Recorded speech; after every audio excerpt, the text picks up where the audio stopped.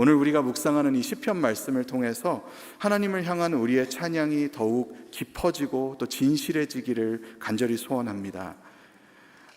지난 한 주간 동안 교회는 우리 장로님 기도해 주신 대로 말 그대로 베케이션 바이블 스쿨, 여름 성경학교 그 자체였습니다.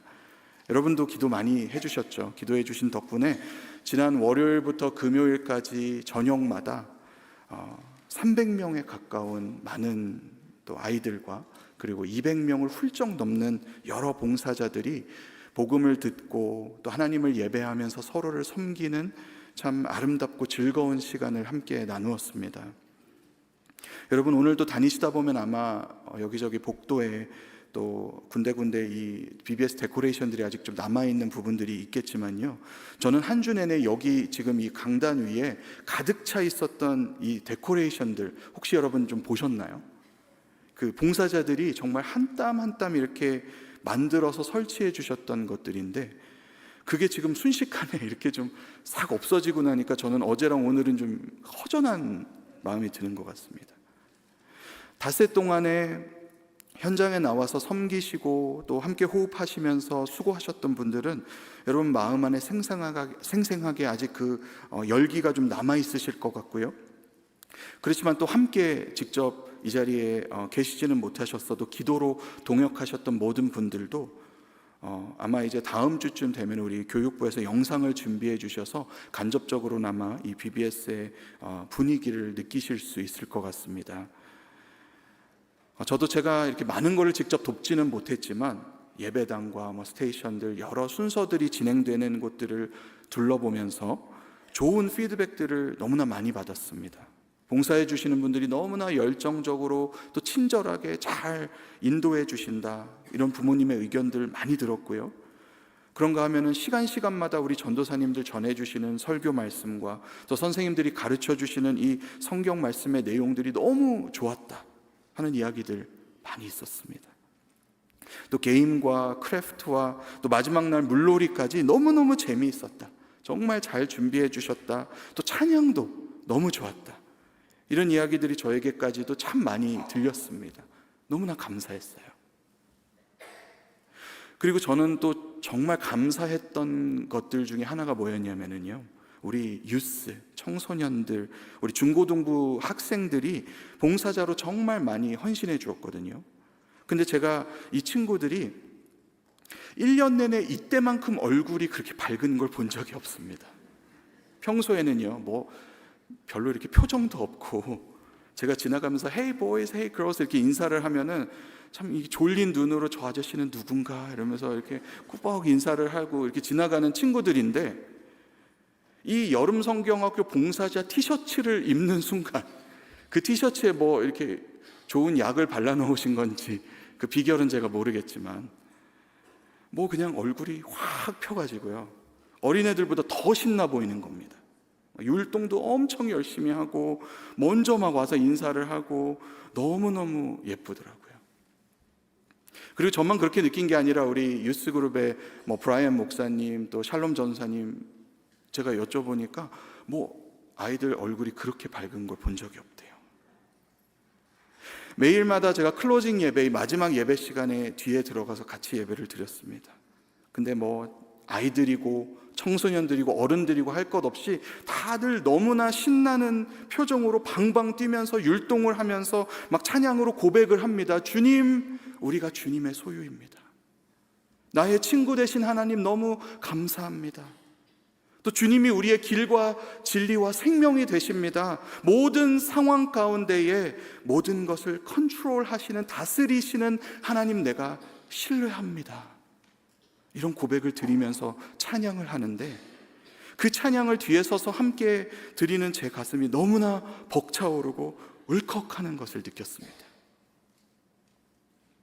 그래서 제가 저희 아이들 이렇게 집에 밤에 데리고 가면서, 저희 둘째가 초등부 찬양팀에 같이 있거든요. 그래서 야, 너네 찬양 정말 너무 잘하더라.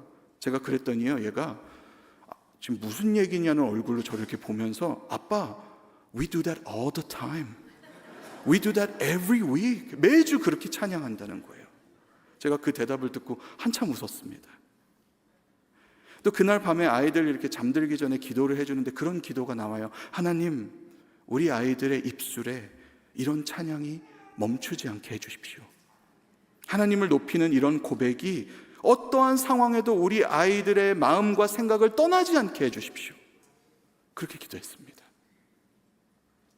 그리고 저희 집 두 아이들 뿐만 아니라 우리 베델교회 모든 자녀들, 또 그 자녀들로부터 시작해서 엄마와 아빠, 모든 가정들, 우리 모든 형제자매들, 모든 성도님들 언제나 이런 찬양을 그 입술로, 그 마음으로, 또 그 삶을 통해서 올려드리게 해주십시오.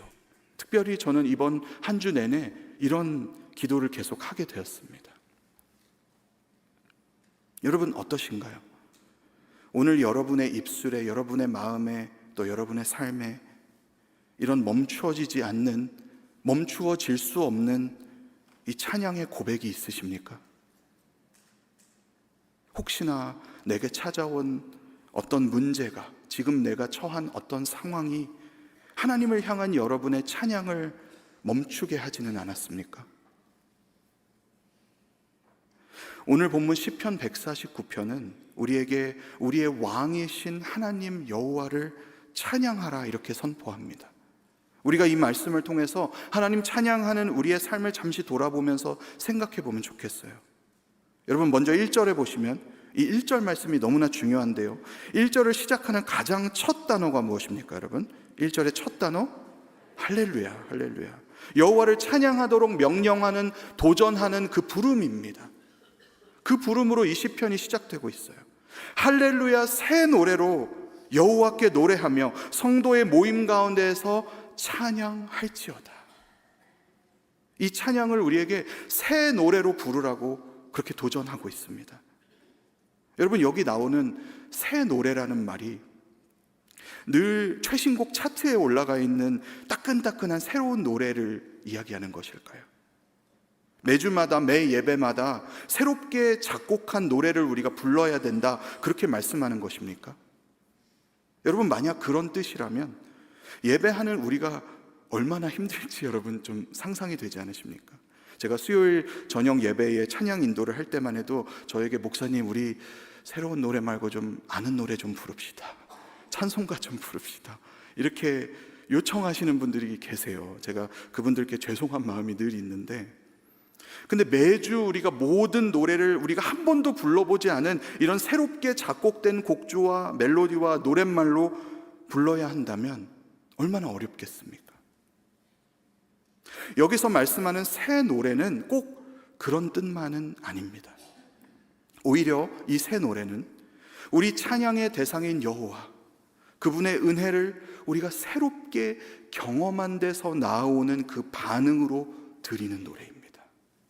하나님 은혜를 내가 새롭게 경험할 때, 새롭게 깨닫고 새롭게 체험할 때, 그 새로운 마음으로, 나의 새로운 결단으로, 다짐으로 그 은혜에 대한 새로운 감사와 감격으로 드리는 노래가 곧 새 노래인 거예요.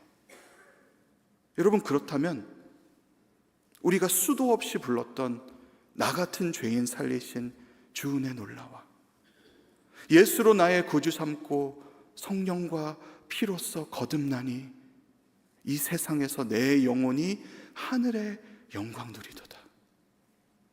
아 하나님의 은혜로 이 쓸데없는 자 왜 구속하여 주는지 나는 알 수 없도다.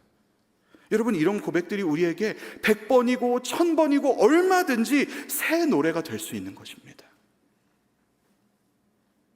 또 1절에 이 새 노래로 찬양하라고 하는 이 부르심, 그 바로 다음에 보면 이 찬양하는 우리들을 어떤 이름으로 부르시는가, 이걸 또 보면은요 그 의미가 더 잘 이해되는 것 같습니다. 1절 하반절에 뭐라고 우리를 불러요? 성도의 모임 가운데에서 찬양할지어다. 성도의 모임 가운데. 자, 여기에 나오는 성도라는 말은 히브리어 원어로 하시드라는 단어입니다. 하시드. 여러분 한번 따라해 보시겠어요? 하시드. 하시드. 네. 근데 이 하시드가 어떤 단어에서 파생된 말인가 하면 헤세드라는 말입니다. 헤세드, 하시드 비슷하게 생겼죠? 여러분 헤세드라는 말은 많이 들어보시지 않았습니까? 구약 성경에서 수없이 언급되는 하나님의 속성, 우리를 향한 하나님의 신실하신 그 언약의 의미를 가리키는 가장 핵심적인 단어가 이 헤세드입니다. 곧 여호와의 인자하심, 여호와의 자비하심, 신실하심, 그 흔들리지 아니하는 견고한 하나님의 사랑을 표현하는 단어가 헤세드예요. 그렇다면 이 헤세드에서 나온 하시드, 성도라는 단어는요, 이런 하나님의 견고한 사랑을 경험하고 진심으로 그 사랑을 붙들고 있는 자를 가리키는 말입니다. 다시 한번요. 성도라는 말의 원어적인 의미는 여호와 하나님의 신실하고 결코 흔들리지 않는 그 인자하심, 영원하신 사랑을 먼저는 경험하고 그 사랑을 붙드는 그런 존재라는 거예요.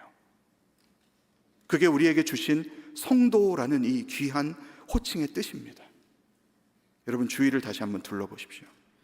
성도라는 그 너무나 귀한 이름으로 하나님께서 저와 여러분 한 분 한 분을 불러주신 것을 여러분 믿으시기 바랍니다. 그렇다면 여러분 1절을 다시 보십시오. 그런 하나님의 은혜를 알고 또 붙드는 이들의 이 모임 가운데 그 은혜를 날마다 새롭게 경험하면서 그 반응으로 하나님을 찬양하라고 우리를 부르고 계신 겁니다. 그리고 우리가 이런 이해를 가지고 오늘 1절의 말씀을 묵상할 때 우리가 가지고 있는 이 찬양이라는 개념을 좀 넓힐 필요가 있어요. 여러분, 찬양은 우리가 목소리로 아름다운 악기로 하나님께 올려드리는 것만이 찬양은 아닙니다. 하나님 우리에게 음악이라는 하나님을 찬양하는 정말 놀라운 도구를 주셨습니다. 얼마나 감사한지 몰라요. 그러나 음악으로 드리는 찬양은요, 우리가 드려야 할 찬양의 작은 일부분에 불과합니다. 사실 성도로서의 우리의 삶, 하나님 은혜를 아는 자의 모든 그 삶은 그 삶 자체가 찬양이 되어야 하는 것입니다.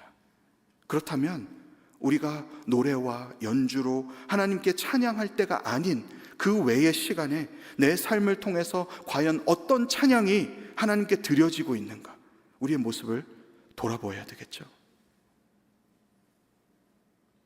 그래서 여러분 오늘 주보에 나와 있지만 제가 오늘 설교의 제목을 찬양하는 삶 이렇게 정하면서 영어 제목을 그렇게 썼습니다. Life as a song to the Lord.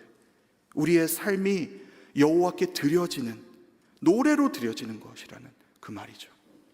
우리가 음악으로 올려드리는 찬양, 그 가사와 곡조로 부르는 노래로서의 찬양에만 너무 집중하다 보면 이 부분을 우리가 자칫 놓칠 수 있습니다. 우리의 노래만이 아니라 모든 삶으로, 우리의 생각과 말과 행동으로, 우리의 모든 선택과 결정과 발걸음을 통해서도 하나님의 이름을 높여드리고 그분을 영화롭게 하는 것, 하나님의 선하심을 선전하는 것, 그 위대한 그분이 행하신 일을 칭송하는 것, 오늘 나의 삶에 여전히 신실하신 그분을 드러내고 증거하는 것, 이게 전부 다 우리가 올려드릴 찬양이라는 것입니다. 그래서 시편 22편 22절에 시편 기자가 이렇게 이야기합니다. 내가 주의 이름을 형제에게 선포하고 회중 가운데에서 주를 찬송하리이다. 하나님의 이름이 얼마나 아름다우신지, 그분이 얼마나 선하고 칭송받을 만한 분이신지를 형제에게 선포하는 것, 그것이 찬양이라는 것입니다. 몇 주 전에 제 친한 신학교 후배 하나가 결혼을 했습니다. 내일 모레 40인데 장가를 간다고 저한테 연락이 왔어요. 그래서 제가 너무 반갑고 기뻐서 야, 드디어 네가 가는 거냐? 이렇게 제가 호들갑을 떨었거든요. 그랬더니 에이 형, 한국에서는 그렇게 말하면 안 돼요. 내 친구들 중에 결혼 안 한 애들이 얼마나 많은데요. 그러더라고요. 그래서 그러냐고 하면서 너무 축하한다고 이야기를 나누었어요. 근데 이제 멀리 한국에서 이 결혼식을 하는 거라서 제가 너무 아쉽지만 직접 참석하지는 못하고 나중에 이 예식을 잘 치렀다고 본인 그 SNS에 사진이 올라와 있다고 해서 제가 보게 되었습니다. 근데 이 친구가 결혼식 사진들과 함께 글을 하나 올렸는데 그게 참 인상적이었어요. 제가 한 자락만 읽어드리면요, 이렇게 썼습니다. 뜨겁게 예배함으로 저희 두 사람의 결혼 생활이 시작되었습니다. 예배로 시작된 결혼, 예배하며 살겠습니다. 그리고 거기 올린 사진에 턱시도를 입고 드레스를 입은 이 신랑 신부가 예배당에 이렇게 나란히 서서 손을 높이 들고 눈을 감은 채로 찬양을 막 열정적으로 부르고 있어요. 근데 그 사진의 뒤로 화면에 보이는 가사가 보입니다. 구원하심이 보좌에 앉으신 우리 하나님과 어린 양께 있도다. 제 마음이 너무 감동이 됐습니다. 근데 또 거기 이어서 올라온 신혼여행 사진에 포스팅이 있었어요. 근데 신혼여행 사진인데 아무것도 없는 무슨 시골 흙밭 사진을 올려놓은 겁니다. 근데 내용을 보니까요, 이 친구들이 남아프리카 공화국 척박한 선교지 땅에 신혼여행을 갔어요. 근데 신랑 신부 이 두 사람에게 들어온 모든 축의금, 한국엔 축의금이 있잖아요. 축의금을 다 털어서 그 지역 아이들을 위한 도서관을 지으러 갔다는 겁니다.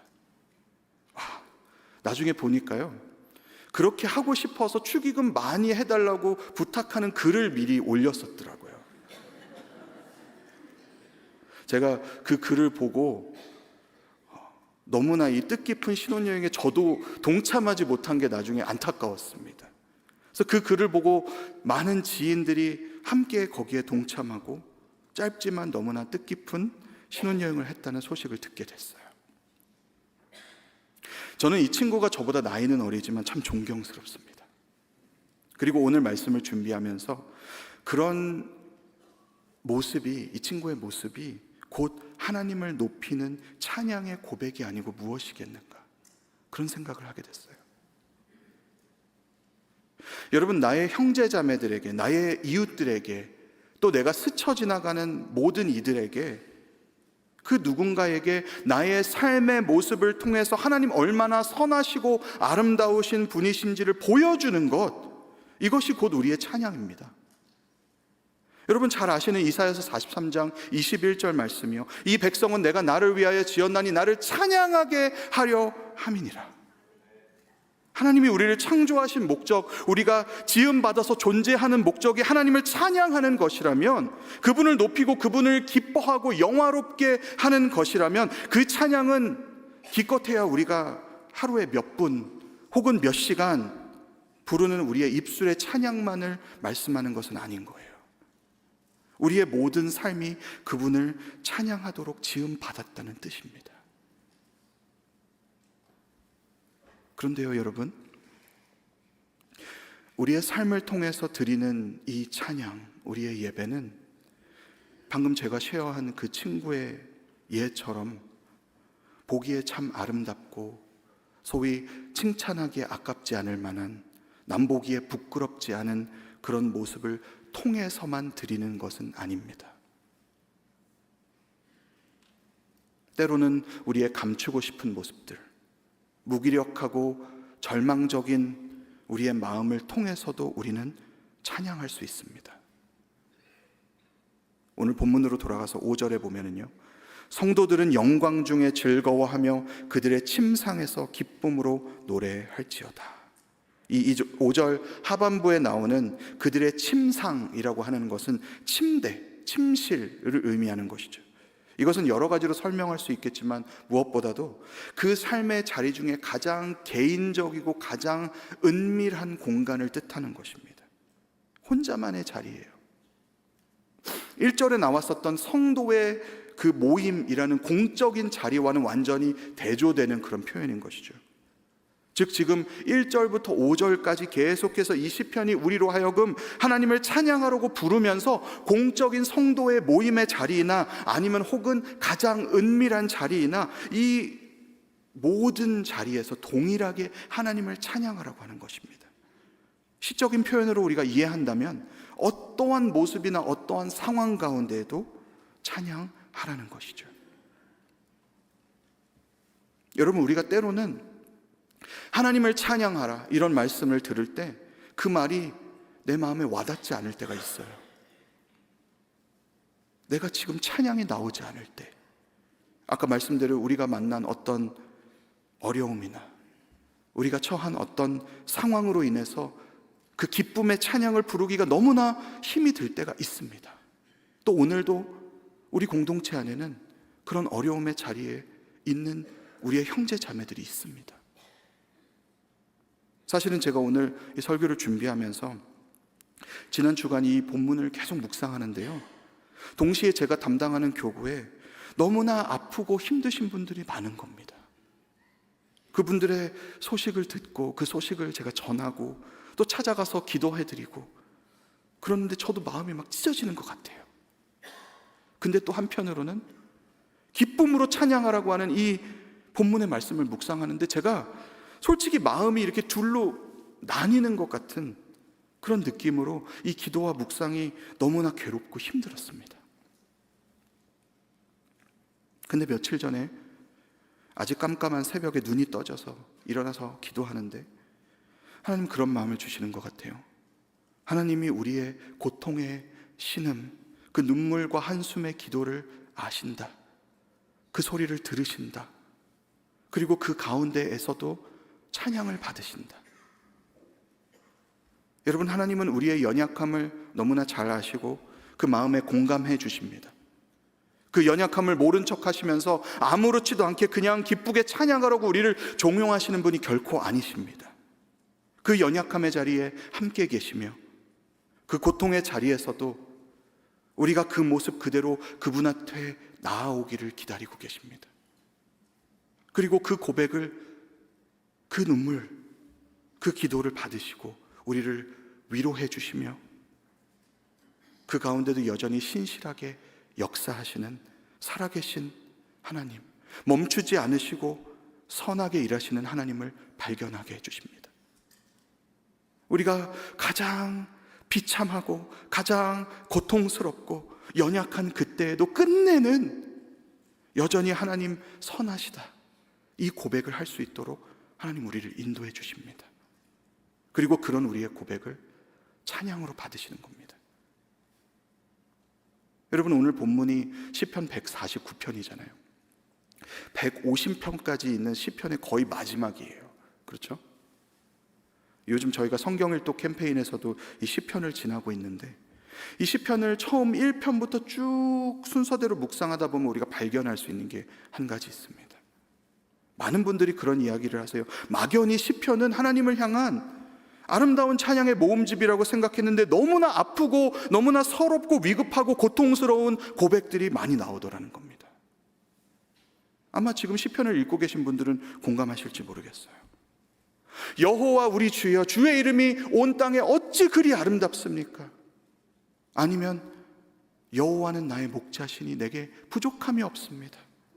이런 고백들보다요, 다윗이 맨날 원수가 나의 목숨을 취하러 막 쫓아오고 악인이 세상에 판을 치고 하나님이 없다고 하고 이런 현실들 한탄하고 슬퍼하면서 고통하면서 하나님께 부르짖는 그런 고백들이 훨씬 더 많이 나와 있습니다. 근데요, 여러분, 이 시편이 뒷부분으로 갈수록 점점 그런 어둡고 눈물로 드리는 이런 고백들이 점점 줄어들어요. 그리고 기쁨과 환희의 고백들, 기뻐하며 하나님을 찬양하는 그 고백들의 시가 뒤로 갈수록 점점 많아집니다. 그래서 오늘 149편도 그렇지만 시편의 마지막에는 계속해서 연달아 할렐루야, 할렐루야가 이어집니다. 여러분, 저는 이게 시편을 통해서 하나님 우리에게 약속해 주시는 하나님과 동행하는 삶의 모습이라고 믿습니다. 우리가 고통 가운데, 연약함 가운데 우리의 그 모습 그대로, 우리의 모든 감정들까지도 다른 곳이 아니라 주님 앞에 쏟아 놓으면서 그분과 동행할 때에 그 가운데 선하신 하나님을 발견하고 고백하게 하시는 거예요.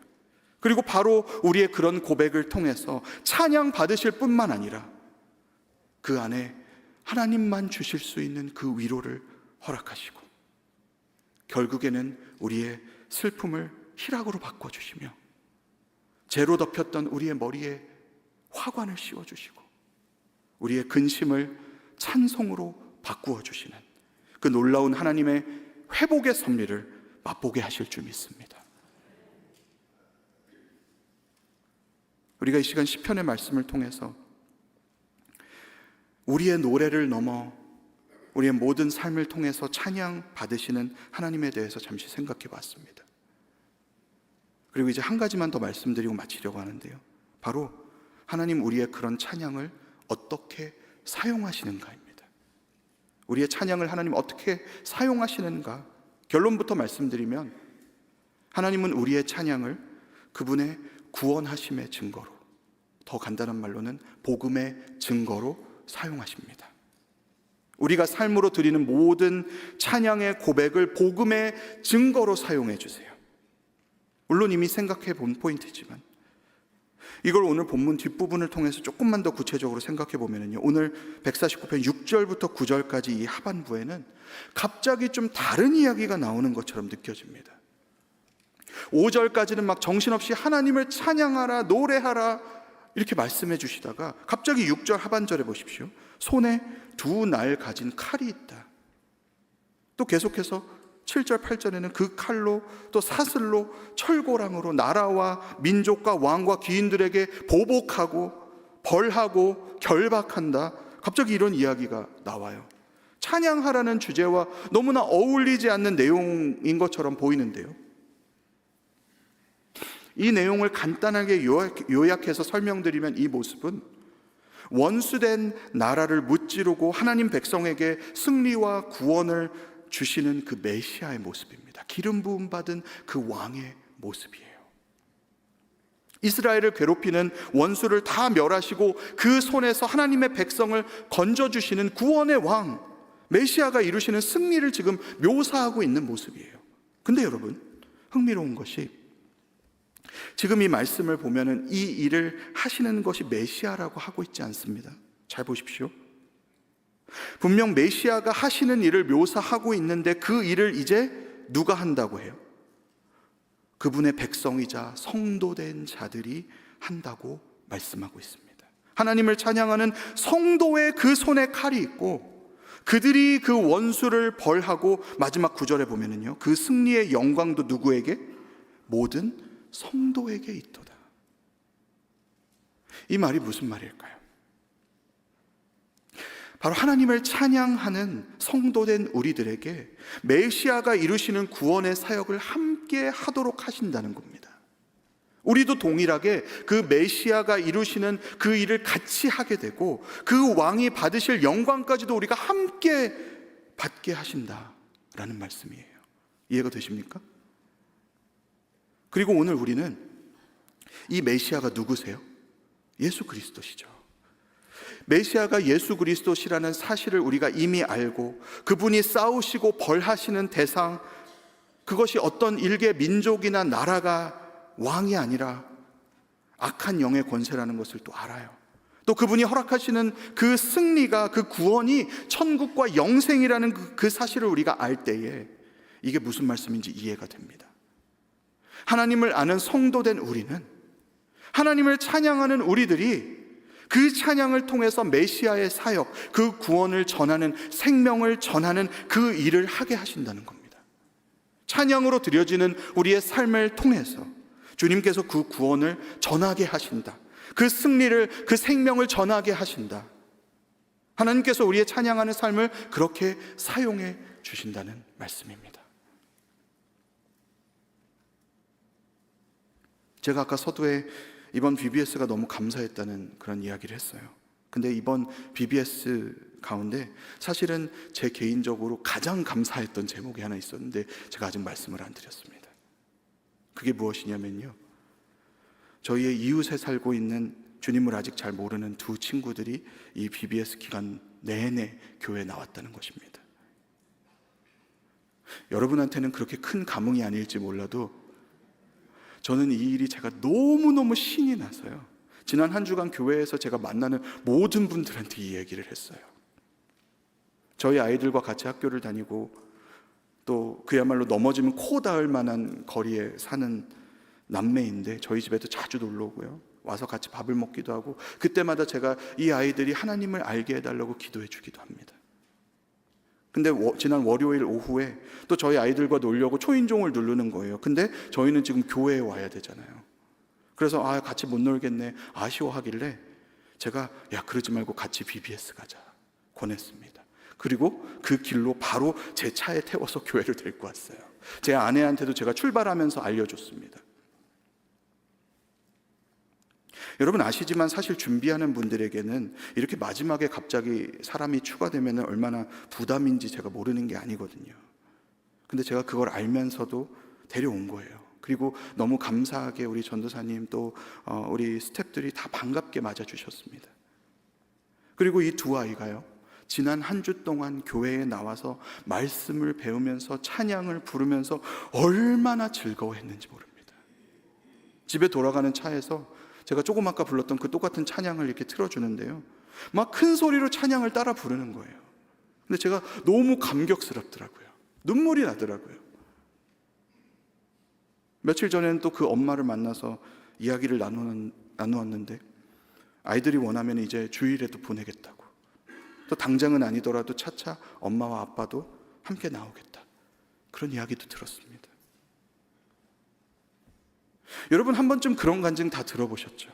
어린 시절 친구 따라서 여름 성경학교 갔다가 그렇게 교회 나가게 되고 예수님 믿게 된 이야기, 그게 계기가 되어서 복음을 전하는 삶을 살게 되었다는 이야기, 그게 어쩌면 여기에 계신 어떤 분들의 간증일 수도 있고요. 여러분 이 아이들이 어떻게 되는지 모르는 거 아닙니까? 하나님이 하신다면요. 아멘? 아멘. 여러분 제가 지금 한 가정 전도했다고 자랑하려고 하는 게 아니고요, 저는 여러분도 제가 지금 느끼고 있는 이 기쁨을 다 누리셨으면 좋겠습니다. 물론 제가 이렇게 이야기하지 않아도 이미 많이 그 기쁨을 느끼고 또 누리고 계시겠지만 계속해서 이 기쁨이 여러분의 삶에 가득하기를 축원합니다. 복음을 위해서 우리의 삶이 쓰임받는 그 기쁨입니다. 메시아이신 주님이 하시는 그 생명을 살리는 그 일에 나를 써주시는, 나를 동참하게 해주시는 그 놀라운 복을 누리는 기쁨입니다. 여러분, 사랑하는 여러분, 우리의 삶의 모든 한 절 한 절이 하나님을 향한 찬양으로 드려져야 할 줄 믿습니다. 여러분 삶에 함께 하시는 그 주님 나타내고 증거하는 그 여러분의 모든 행동과 모든 말과 모든 마음의 묵상이 되기를 소원합니다.